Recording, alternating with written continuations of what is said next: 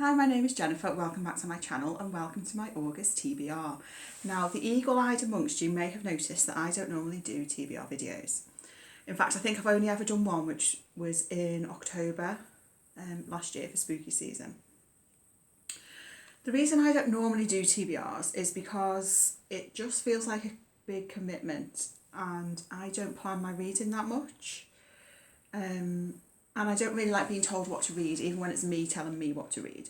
But I thought I would give this a go for August because there is a few things going on that I want to get involved in. So the first thing going on is Women in Translation Month. So I've pulled from my shelves all the books by Women in Translation that I am yet to read. So there is 6 here. They're all either Japanese or Danish, I think. Are they? Yeah, they are. All either Japanese or Danish, so not that much variety, but... and I'm probably not going to get to all of these, but hopefully I'll get to a few of them. So, Where Europe Begins by Yoko Tawada. This is translated from the Japanese by Susan Bernofsky and Yumi Selden. This is a short story collection, which I've had on my shelves for quite some time now. I don't know why I've not read it yet.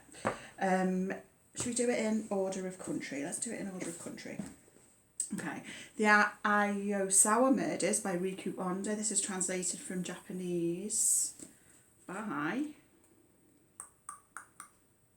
Alison Watts. So I am really keen to read this one. I probably will get to this one in August. It's a murder mystery story. There is a large birthday party and 17 people die. They have been poisoned by cyanide. And the story, I think, is told by testimonies from various witnesses to the event. So I probably will get to that one in August. Then I have 2 books by Yoko Ogawa. One of these is short stories. This one, Diving Pool, is a collection of, I think, 3 short stories. I've read a few books by Yoko Ogawa before. And Revenge is my favourite, which is a interconnected short story collection.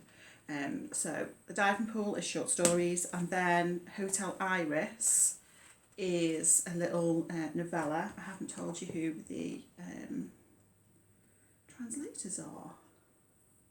So The Diving Pool was translated by Snyder, and Hotel Iris, Stephen Snyder again. Okay, so those are the Japanese books, and then from Denmark we have The Employees by Olga Ravn, translated from the Danish by Martin Aitken.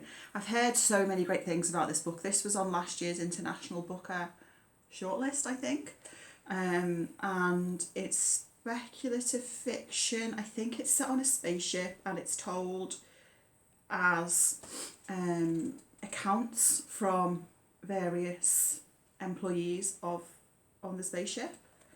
So yeah, I'm looking forward to that one. Then I have Invisible Murder by Lene, Kaaberbol and Agnete Friis.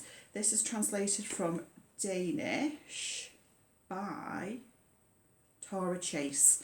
This I got in my advent calendar last year, and it is a murder mystery set in Copenhagen. It looks a little bit grittier than my usual taste, but I'll give it a go nevertheless. And then we have another short story collection. This is The Trouble with Happiness and Other Stories by Tove Ditlevsen, translated from Danish by Michael Favala Goldman. This is the only one of these books that I bought new, actually. Yeah, not read anything by this author before, but it looks good. Short story collection. I'd quite like to read this one soon as well, actually. So hopefully I'll maybe get to, I'm going to say 3 of them, maybe.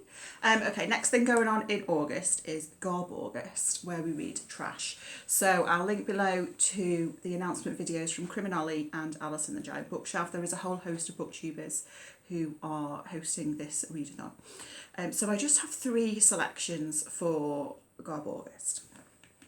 The first is Lady Boss by Jackie Collins.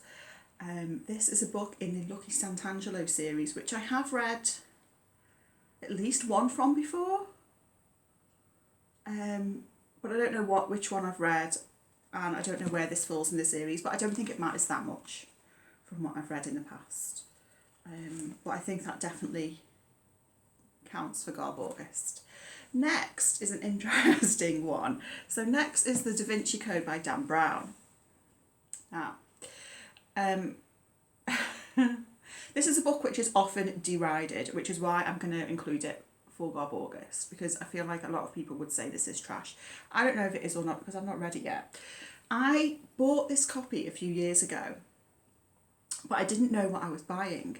So this was one of those like mystery book, blind date with a book things, and from the way it was described when it was wrapped up, it sounded like my perfect book. And then I got it home and saw it was the Da Vinci Code. But I'm going to give it a go. Why not? And GarbAugust feels like the perfect opportunity to give it a go. It's longer than I realised. It's like 500 pages. But I'm going to give it a go. And then my final pick for GarbAugust is The Cellar by Richard Laymon. So I heard about this one from CriminOlly. So this is a horror book. When was this first published? 1980. And visitors flock to see the beast house with its blood-soaked corridors and creaky doors. Yeah, I haven't read Richard Laymon before. I believe he is trash, so I am quite looking forward to that one. Okay, so let's talk about Booker for a minute. So the Booker long list was announced last week. There are 13 books on the long list. I've already read 2 of them. So I've read Small Things Like These by Claire Keegan and Case Study by Graeme Burnett. My library has physical copies of only 2 more of the books on the long list, and both of those books I had already discounted as books I wasn't interested in reading anyway. And I don't think them being on the long list has changed my mind. So those books are O. William by Elizabeth Strout, which just doesn't sound interesting, plus it's the 3rd in a series, and Booth by Karen Joy Fowler. Now I have read Karen Joy Fowler before. I read We Are All Completely Beside Ourselves, which was Booker shortlisted a while back. And I loved that book. So Booth is a book I have picked up a couple of times in the bookshop and in the library. Been like, do I want to read it? But I don't think I do. It's historical fiction based on a real person, which just never draws me in. So I don't think I do want to read it, unless I hear loads of great reviews, in which case maybe I'll check it out. And then my library does have an electronic copy of one other book on the shortlist, which is Nightcrawling by Leyland Motley, which I am interested in reading. It does sound good. So I have put my name down for that one. But I just don't really like reading books electronically. I just don't enjoy that experience. So I don't know. I'll probably give it a go and see how I feel about it. So probably Nightcrawling might be the only one of the book long list that I read in August.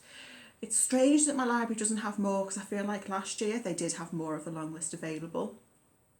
Whether they'll now be prompted to purchase any of those books because they are long listed, maybe, so I'll keep checking back. To be honest, I'm not that sad about it, because the long list for some reason doesn't really excite me that much.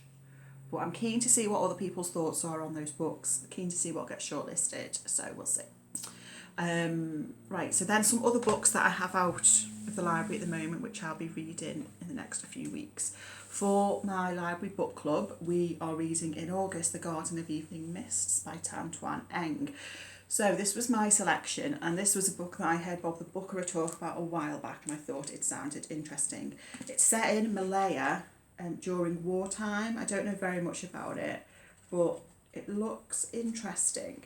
I am slightly nervous because this was shortlisted for the Booker in 2012, and my book club, I mean, it's not my book club, the book club I belong to has a history of not getting on that well with prize winning or prize nominated books, and we have had a bit of a run recently, not only down to me, of reading a number of prize listed books which generally have not gone down that well with the group, so that does make me slightly nervous. But this looks interesting. So I am looking forward to reading this one. Next up was a bit of a impulse pick from the library. This is Vladimir by Julia May Jonas. I had heard of this book before, it was on my radar, but I just saw it on the display of the library and thought I would pick it up. It is dark academia. We follow a married couple who are both professors, and he is accused of inappropriate conduct. And in the meantime, she becomes obsessed with Vladimir, who is a young novelist who's just arrived on campus. This looks quite good, and I'm looking forward to that one. Next is The Origins of Iris by Beth Lewis. So I only heard about this fairly recently because it's longlisted for the Polari Prize. And again, this looks really good. So in this book, we follow Iris, who has fled from her abusive wife. She is then trapped in a neglected cabin deep in the mountains, and she is forced to come face to face with a seemingly prettier, happier and better version of herself. So this sounds intriguing to me. Then I do have a couple more library books winging their way to me. So I have Milk Teeth by Jessica Andrews. I haven't read anything by Jessica Andrews before, but I know lots of people love her. I am yet to read Saltwater, which I know a lot of people love. I'm also waiting on Just Like Home, I think it's called, by Sarah Gailey. I'll put a picture up here, which is a gothic horror novel, which I think has only just recently been published in the UK. Sarah Gailey is the author of The Echo Wife, which funnily enough I picked up a copy of a couple of days ago. And then I'm also first in the queue for Machine Hamid's new book, The Last White Man, which I think comes out early August. So hopefully I'll get that in the next few weeks as well. So those are my reading plans for August. I'm very excited actually to get to some of these books. Do let me know if you've read any of them, what you thought of them. Thank you for watching. I hope you are doing well, and I'll speak to you again very soon. Bye.